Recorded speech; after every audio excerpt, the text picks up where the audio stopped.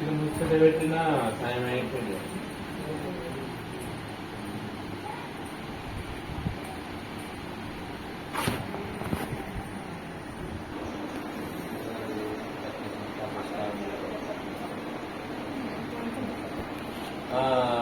అందరూ పెద్దగానండి. ఒక 10-20 నిమిషాల్లో ముగించుకుందాము. మీకు ఎక్కువ ఇబ్బంది పెట్టడం నాకు ఇంకా చాలా బాగా అనిపిస్తుంది. ఏం లేదంటే మీరు ఇప్పుడు చెప్పాలి, మనమందరం ప్రభువుని యేసుక్రీస్తునందు విశ్వాసం ఉంచిన వారు. అవునా కదండి? అవునా? సరే, అయితే మనం విశ్వాసం ఉంచినప్పుడు ఆ విశ్వాసంలో జరిగేది ఏంటంటే, నేను ఇప్పుడు విశ్వాసం ఉంచున్నాను, నా కుటుంబం గురించి విశ్వాసం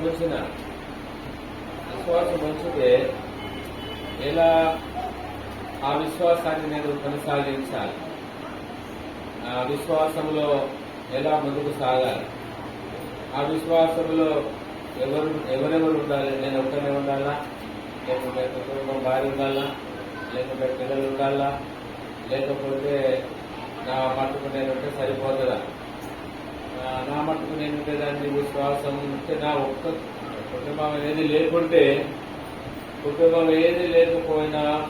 ఉంటే పర్వాలేదు, నేను ఒక్కనే కనుక నా మటుకు సరిపోతుంది.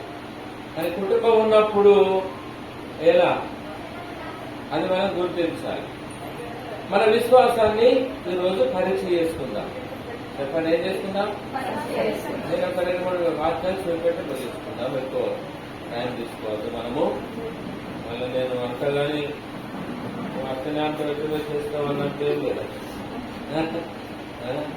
సరే, అపోస్తుల కార్యం 16వ అధ్యాయము 30వ వచనము 31వ వచనం ఒకసారి చదువుదాం. అపోస్తుల కార్యము 16వ అధ్యాయము 30వ వచనము 31వ వచనం. ఇది మనం నేర్చుకునేది విశ్వాసం గురించి. వారిని వెలుపలికి తీసుకొని వచ్చి అయ్యలారా, రక్షణ పొందుటకు నేనేమి చేయవలెనను. అందుకు వారు ప్రభువైన యేసునందు విశ్వాసముంచుము. అప్పుడు నీవును నీ ఇంటి వారును రక్షణ పొందుదని చెప్పి అతనికి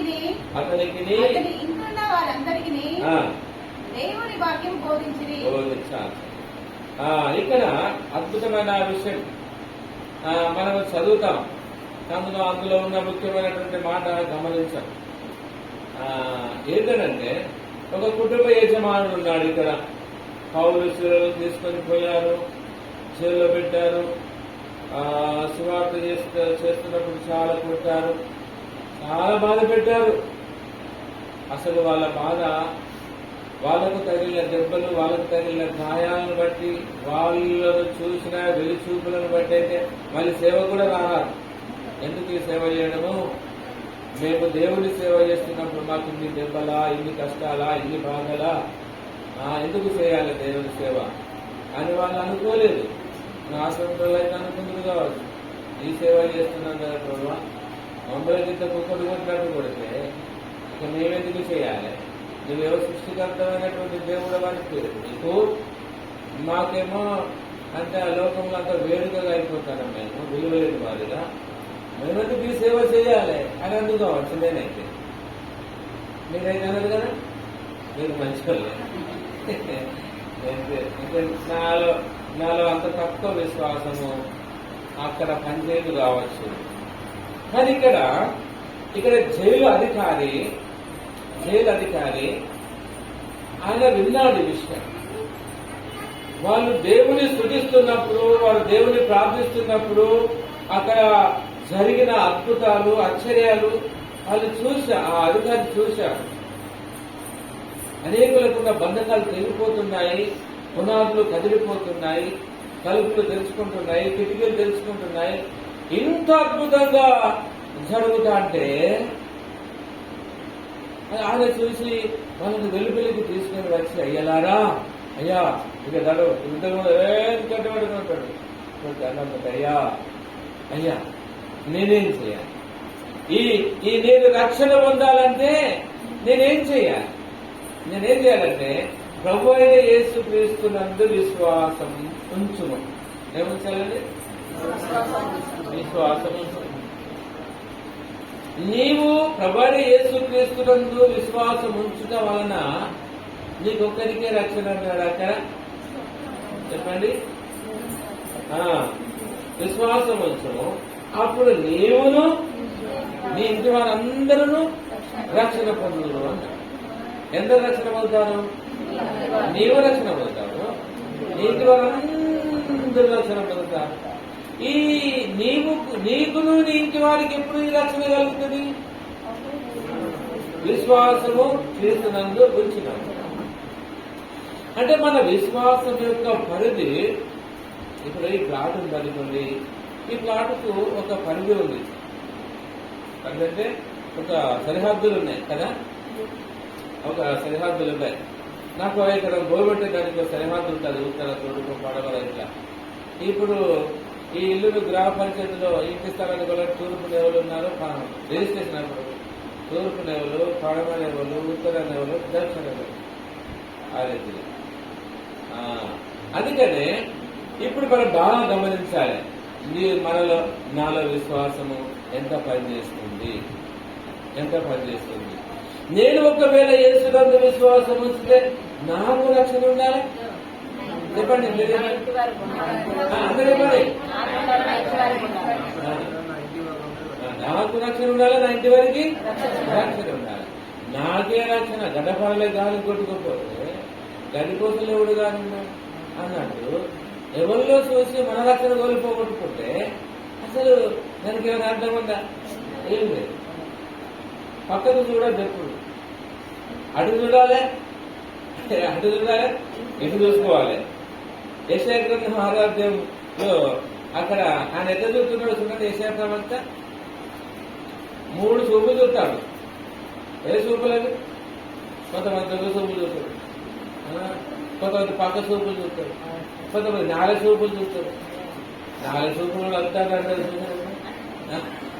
మీకు ఇవన్నీ తెలుసా? గ్రామాలలో పోతా అంటే తెలిసి 4 చూపులు, పక్క చూపులు, దొంగ చూపులు ఇంత చూస్తూ ఉంటారు. కొంతమంది అందరూ చూస్తూ ఉంటారు, ఆ రీతిలో అట్లా చూస్తూ ఉంటారు. చూడండి, యెషయా గ్రంథం 6వ అధ్యాయం 1 చదవండి. 1, 2, 3 అత్యున్నతమైన సింహాసనమందు ప్రభు ఆశీనుడై ఉండగా. అప్పో ఇప్పుడు ఈ యొక్క ప్రవక్త అత్యున్నతమైన సింహాసనమందు ప్రభు ఆశీనుడై ఉన్న స్థితిని చూస్తున్నాడు. ఒకటి. తర్వాత మళ్ళీ కిందికి వస్తే తనలో చూసుకున్నాడు. 2. తర్వాత పక్కకు చూశాడు. 3. ఈ 3 చూపులలో అసలైన విషయము కనబడ్డది ఎక్కడ? పరిశుద్ధ పరిస్థితి, పరలోకమందు సింహాసనాసీనుడైనటువంటి ఆ స్థలములే, అక్కడే. తనలో సేమ్, పక్కలో సేమ్, అలా ఉన్నది. అందుకనే ఇప్పుడు నేను రక్షణ పొందాలి, పక్కవారు రక్షణ పొందాలి కదండి. సర్వలోకానికి వెళ్ళి సర్వశుద్ధికి సువార్త ప్రకటించినట్టు ఏమన్నట్టు? నువ్వు వెళ్ళి సువార్త ప్రకటించి, ఇప్పుడు పేతురు వెళ్ళి సువార్త ప్రకటిస్తే రక్షణ కార్యం జరిగిందా లేదా? చెప్పండి. ఫస్ట్ కార్యం ఎంత? 3,000 మంది, తర్వాత 5,000 మంది, తర్వాత 4,000 మంది, వేలకు కొలది. అన్నిటిగా ఈ రక్షణ కార్యం జరుగుతా ఉంది. ఇప్పుడు ఆయన వెళ్ళి ప్రార్థన చేస్తున్నప్పుడు, ఆయన వెళ్ళి ప్రకటిస్తున్నప్పుడు వేల కొలదిగా రక్షింపబడుతున్నారు. తనకు రక్షణ ఉన్నది, ఇతరులకు రక్షణ కలుగుతున్నది. నా ఇంట్లో గ్లాసులు నీళ్ళు ఉన్నప్పుడు కదా నీకు గ్లాసులు నీళ్ళుతా దాహమైందంటే ఇక్కడనే లేవు. అర్థమైంది అక్కడికి. హల్లెలూయా. ఇక్కడనే రక్షణ లేదు. బయట వారికి ఇంకొకరికి ఏదిస్తాము? ఇక్కడనే నీరే లేదు, చెట్టు లేదు, కొమ్మ లేదు, ఆకు లేదు. ఇతరులకు నీరెత్తిస్తాము, అది కుదరదు పని. అది మనం అనుకుంటే అది కుదరదు. అందుకని బాగా గమనించాలి. అపోస్తలుడైనటువంటి పౌలు గారు జైలు అధికారికి చెప్పిన మాట ఏంటంటే, నీవు దేవుని యందు విశ్వాసముంచు. ఇప్పుడు నేను విశ్వాసము దేవుని యందు ఉంచితే ఎందుకు? నాకు రక్షణ కలగాలి, నా ఇంటి వారికి అలా రెండున్నాయి విషయాలు, ఒక్కటే కాదు, రెండున్నాయి. నీవును నీ ఇంటి వారును రక్షణ పొందుదురు అని చెప్పడం జరిగింది. అదే మాట మరొక మాట చూద్దాము. అపోస్తుల కార్యములో అంటే ఇవి మనము మన స్వపరీక్ష చేసుకోవడానికి కొన్ని విషయాలు మీకు చెప్తున్నాను. విశ్వాసం, మన అంశం విశ్వాసం. అయితే 2వ అధ్యాయంలో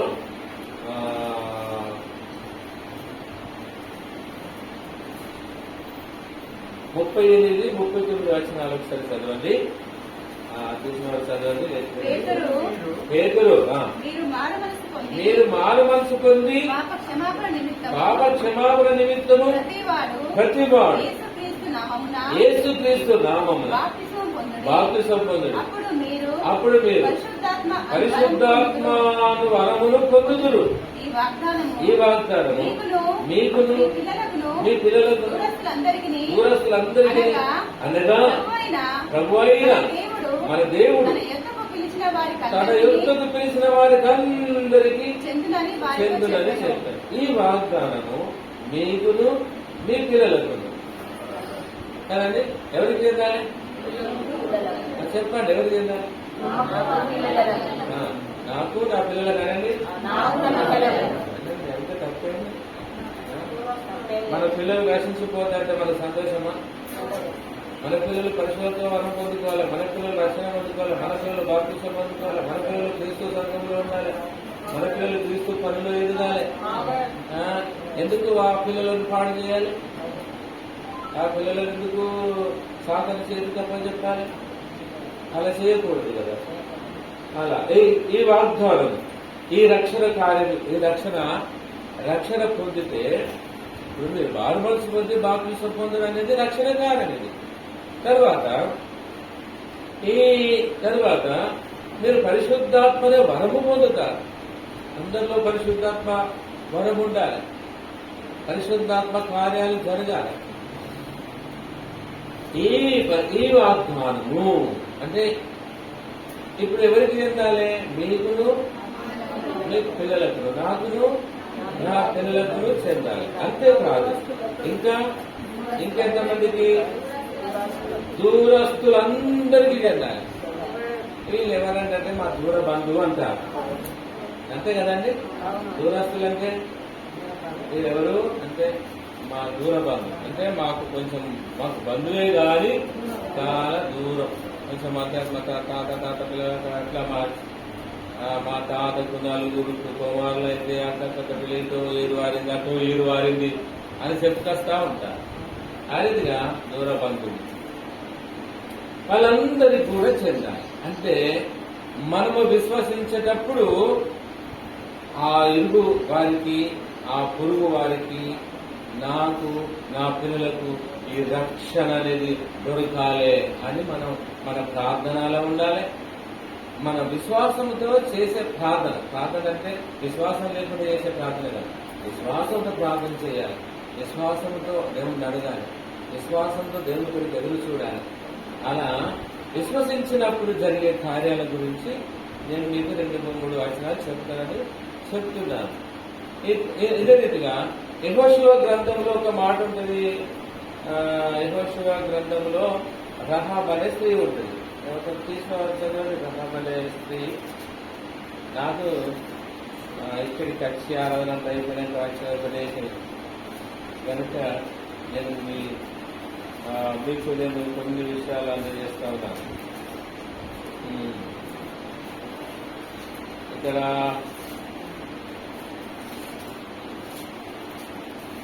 2వ అధ్యాయం ఒకసారి చూడండి.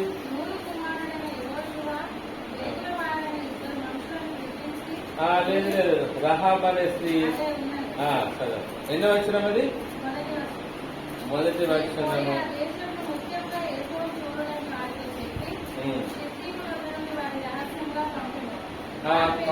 4వ వచనం చదవండి. 4వ వచనం చదవండి.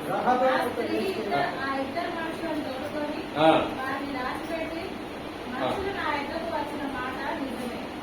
వారు ఎక్కడ నుండి వచ్చినో నేను ఎరుగను. చీకటి పరిశుద్ధుగా గడిపి వేయబడి వేలను ఆ మనుషులు వెలుపలికి వెళ్ళి వారు ఎక్కడికి పోయిరో నేను ఎరుగను. మీరు వారిని శీఘ్రంగా తరిమిగా పట్టుకోండి అని చెప్పి తన మిత్ర మీదకి ఆ ఇద్దరు ఎక్కించి దాని మీద ఆశ వేసి ఉన్న వెనుక కట్టలో వారిని దాచిపెట్టారు.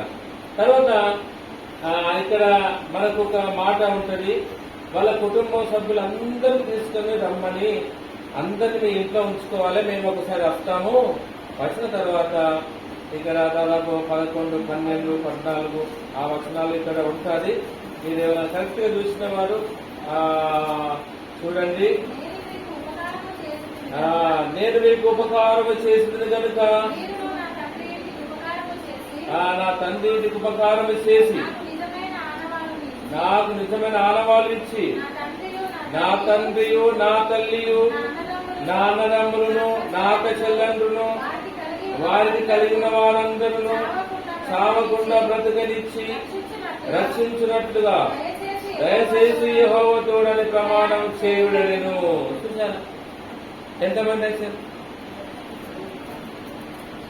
అంటే మనం అనుకుంటున్నాం కదా ఇది సరిపోద్ది అనుకుంటాం. అయితే అక్కడ రహాబు ఇంటికి పోయినటువంటి ఇద్దరు వ్యక్తులు అక్కడ చెప్పారు కొన్ని విషయాలు. మేము మళ్ళీ వస్తాం ఇక్కడికి, వచ్చినప్పుడు ఖచ్చితంగా ఈ పట్టణాన్ని దేవుడు మాకు అప్పగిస్తాడు.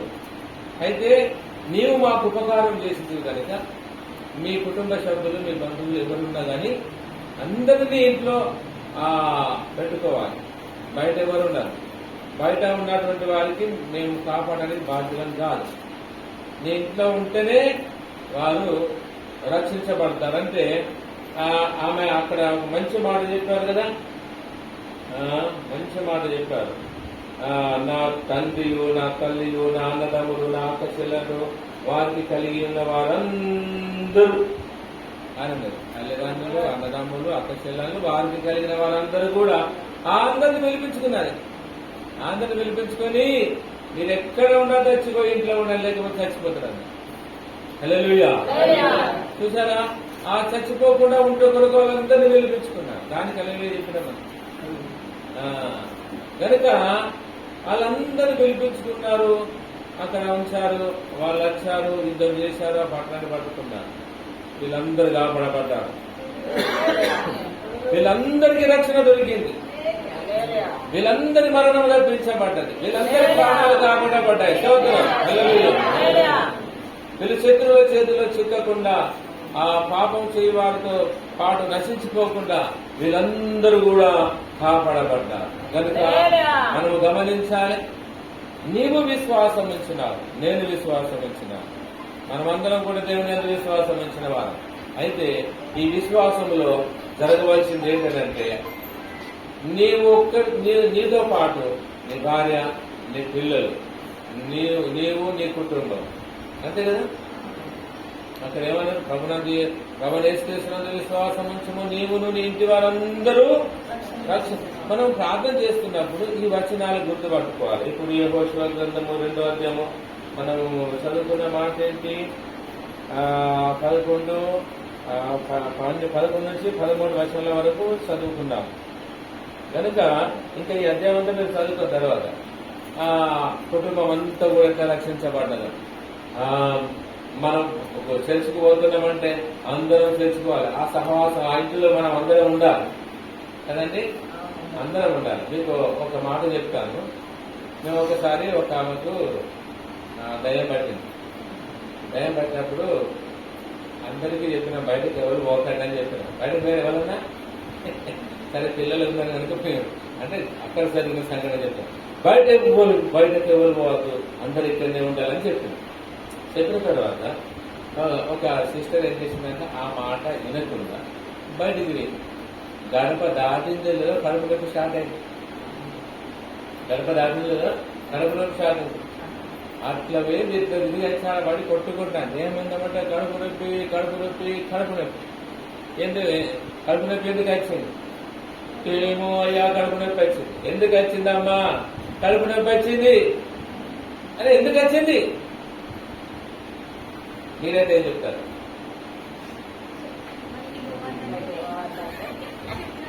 దానికి జవాబేంటి? మీరు మనమైతే ఏం చెప్తాం?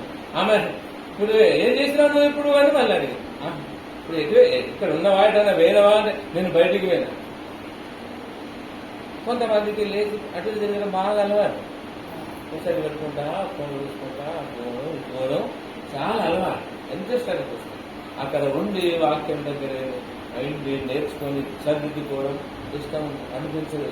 అయితే ఇది కొంచెం నిర్లక్ష్యం చేస్తూ ఉంటారు. వీళ్ళకు అటు పోగానే ఎకడమిక్ స్టార్ట్ అయింది. ఈమెలో ఉన్న దయ్యం ఆల్రెడీ ఇక వెళ్ళిపోతూ అటు తిరుగుతూ ఉంటుంది. వెళ్ళిపోదా ఆడిపోగానే ఆమెను పట్టింది, ఈమెకు విడుదల, ఆమెకు స్టార్ట్. ఆమె స్టార్ట్ ఎదుగైనా ఇప్పుడు మేము ప్రార్థన చేసినా కూడా ఎందుకు పోదు అంటే మీరు అంత విశ్వాసం లేని వాళ్ళ అని మీరు అంతటి కావచ్చు. అట్లా కాదు. ఎందుకు మేము ప్రార్థన చేసినామంటే ఆమె తప్పులో ఉన్నది కనుక పోదు. ఆ తప్పులో ఒప్పుకొని విడిచిపెడితే పోతుంది. అక్కడ చెప్పిన విషయం చూడండి. మేము ఒకటి ఆలోచన చెప్పాం. అమ్మను పెట్టిపోయినావు, బయటికి పోయినావు. అక్కడ మేము చెప్పిన మాట ఏంటి? బయటికి పోవద్దు. బాగా గుర్తించాలి. హల్లెలూయా. బయటకు పోవద్దు అని ఒక మాట చెప్పాడు. ఏమేం చేసింది? ఇప్పుడు అమ్మ దగ్గరికి వచ్చిన పాపం అంతెందుకు, ఆ పాపం అంతెందుకు వచ్చింది? నేను అర్థం అంటే పోవద్దంటే ఇవే అంతే కదా. వెంటనే ఇప్పుడు మీరు చేయవలసింది ఏంటంటే, ప్రభా నేను మాట జవదాటిపోయిన వ్యక్తిని ప్రభా నన్ను క్షమించు అని ఇక ఒప్పుకోమని చెప్పిన తర్వాత ఒప్పుకోండి. ఒప్పుకున్న తర్వాత కొద్దిసేపు ఒప్పుకునేసరికి ఇక్కడ ఉంటాయి. మన బాధలు మనమే తగ్గించుకోవచ్చు, మన బాధలు మనమే పెంచుకోవచ్చు. అర్థమవుతుందా మీకు? హల్లెలూయా. మన రోగాలను మనమే ఇంకా 1కి 2, 2కి 3 పెంచుకోవచ్చు, తగ్గించుకోవచ్చు. కనుక మన దగ్గర కొన్ని విషయాలు ఉన్నాయి. రక్షణ కార్యం అట్లనే ఉన్నది. నీకు విశ్వాసం వస్తే నీకు రక్షణ ఉంటుంది, నీ ఇంటి వారందరికీ రక్షణ ఉంటుంది. భార్య, భర్త, పిల్లలు అందరికీ. అక్కడ రహాబ్ అనే కుటుంబం, రహాబ్ అనే స్త్రీ ఇంటిలో తాను, తన ఇంటి, తన తండ్రి, తన అక్క చెల్లెళ్ళు, తన అన్నదమ్ములు వారందరి కొరకు అడుగుతుంది. అక్కడ మరొకసారి ఆ మాట చదవండి. ఆమె ఎంత మంచిగా అన్నదో. నువ్వు ప్రార్థన చేస్తున్నప్పుడు ఈ మాటలు వాడుతున్నావో లేదో ఒకసారి చూసుకున్నది. యేసు ప్రభువా, నా తండ్రియు, నా తల్లియు, నా అన్నదమ్ములను, నా అక్క చెల్లెలను, వారికి కలిగిన వారందరూ చావకుండా బ్రతకనిచ్చి రక్షించినట్లుగా దయచేసి యెహోవా తోడని ప్రమాణం చేయమని అడుగుతున్నాను. మనం ప్రార్థన చేస్తున్నప్పుడు సేవితనే ప్రభా ఎవరు నా తండ్రి అని అడుగుతారు కదా. నా తండ్రి వారు, నా తల్లి, నా అక్క చెల్లెలు, నా అన్నదమ్ములు, నా బంధువులు, వారికి కలిగి ఉన్న వాళ్ళందరూ కూడా రక్షణ పొందాలి. వాళ్ళందరూ చర్చికి రావాలి. ఎవరు విడిచిపెడరు. నేను పోతున్న చర్చి కంటే వాళ్ళు ఎందుక పరిగెత్తుకొని రావాలి అంతే. మన మాట వాళ్ళు రారు. పట్టినలు అని మనమే అన్నాం అనుకో, అదే పోతారు. మన నోరే కారణం కాకూడదు, మన మనసు కారణం కాకూడదు. ఒక్కటే మాట. నాకు తెలంగాణ వచ్చడానికి కారణం ఒక్కటే మాట తెలుసండి. నేను 4 నెలల నుంచి 5 నెలల నుంచి స్టార్ట్ నడుపుతున్నాను. 4 నెలల నుంచి నడుపుతూనే ఉన్నది. అయితే అది ఎవరు నమ్మరు దీన్ని. నా పిల్లలు స్కూల్ పోతే అట్టిగా బీజు కట్టయితే చదువు చెప్పలేదు. ఊరికే లొల్లిలు, కొట్టాళ్ళు, తిరుగుడు అని జరుగుతారు. 4 గంటల 5 మధ్యల సమయంలో ఆ రోజు వరకు నాకు ఆలోచన రాలే, ఆ మాట రాలే. ప్రభా ఇప్పుడైనా తెలంగాణ ఇస్తే ఈ లొల్లి తగ్గుతుంది కదా అని మనసులో అనుకున్నా నేను. అదే రాత్రి 12 కొట్టే రాత్రి సోనియమ్మ తెలంగాణను ప్రకటించింది. 4 నెలలు ఓటాలు ఎందుకు ప్రకటించలేదు? విలువంత ఎవరిది? కేసీఆర్. డబ్బంత ఎవరికి? కేసీఆర్. వాళ్ళ పిల్లలకు, వాళ్ళకు. మనకేమున్నది? ఏమి. మళ్ళీ నేనే చేసిన బాధ్యతను బతుకుతాను అంటే చూసారా. నా పిల్లల కొరకు ఒక్క మాట అడిగిన అది మనకు తెలంగాణ చేసింది. ఒకసారి నా పిల్లల చదువుల విషయంలో నేను ఫీజు కట్టలేను, ఇంగ్లీష్ మీడియం చదివితే ఇంగ్లీష్ మీడియం ప్రభుత్వం ఏర్పాటు చేస్తే ఉచిత ఫీజు లేకుండా ఉచితంగా చదువుకుంటారు కదా ప్రభా అని నేను అమ్మగారు చాలా ప్రార్థన చేశాను. అప్పుడు మోడల్ స్కూల్ అని వైఎస్ఆర్ ఏర్పాటు చేశారు స్టార్ట్ కొత్తగా. ఆ కొత్త దాంట్లో మా పెద్ద పాప డ్రెస్ నేను వేసిన. ఆ చిన్న పాపకి కడుపులోకి మందు పెట్టారు. టైఫాయిడ్ జ్వరం మందు, నీళ్ళు అరగలేదు, మందు అరగలేదు. నాకు సేమ్. నాకేవో మందు పెడితే కొన్ని ఏళ్ళు అట్లా అనిపించింది. అన్నం తింటే ఇద్దరికి వచ్చి నీళ్ళు అరగ వచ్చి లోపల అస్సలు జీర్ణం కాకపోయింది. కడుపు గట్టిగా పాపం చదవలేకపోయినారు. మళ్ళీ తీసుకొచ్చి ఇక్కడ వేసుకొని అవన్నీ చెక్ చేసుకొని మందు తీస్తే కోడిగుడ్లో పడుతుంది. అంటే చిన్న పిల్లలకు కూడా మందు పెడుతున్నారు. మీ పిల్లలకు కడుపు గట్టుకున్నప్పుడు ఏదైనా ప్రాబ్లం అయినప్పుడు అన్నం అడగకపోతే చెక్ చేయండి. లోకంలో మనకంటే యుక్తి గల వాళ్ళు చాలా మంది ఉన్నారు. వాళ్ళ జీవితాలంతా ఖరాబు చేయకండి. లోపల అవయవాలన్నీ బలహీనం అయిపోతాయి. కనుక కొన్ని జాగ్రత్తలు పాటించాలి. జనరల్ విషయాలు కొన్ని ఆలోచించాలి. కనుక ఇలా మనల్ని కాపాడుకోవడానికి వీలైతే మనం ప్రార్థన చేస్తున్నప్పుడు నేను చర్చుకోవాలి, నా కొడుకు చర్చుకోవాలి, నా భార్య చర్చుకోవాలి, నా అన్నదమ్ములు చర్చుకోవాలి, మా తమ్ముడి కుటుంబం, మా అన్న కుటుంబం వాళ్ళందరూ చర్చకు రావాలని ఇట్లా మనం అడగాలి. అంటే రక్షణ కార్యము నా కుటుంబానికి నాకు ఉండాలి, నా కుటుంబానికి ఉండాలి. అంతటితో కాకుండా అక్క సేవలకు ఉండాలి, అంతటితో కాకుండా అన్నదమ్ముల వారికి ఉండాలి, అంతటితో కాకుండా వారి కలిగిన వారికి అందరికీ ఉండాలి. ఇప్పుడు సోదరు చెప్పండి, చెప్పలేదు. అంటే మీరు అట్లా ప్రార్థన చేయాలి. ఓకే, ప్రార్థన చేసుకుందాం. దేవానికి స్తోత్రం. Hallelujah. Praise the lord, praise the lord. Yesu ప్రభువానికి వందనాలు. మోకరించండి, ప్రార్థన చేద్దాం. ప్రార్థన చేస్తాం.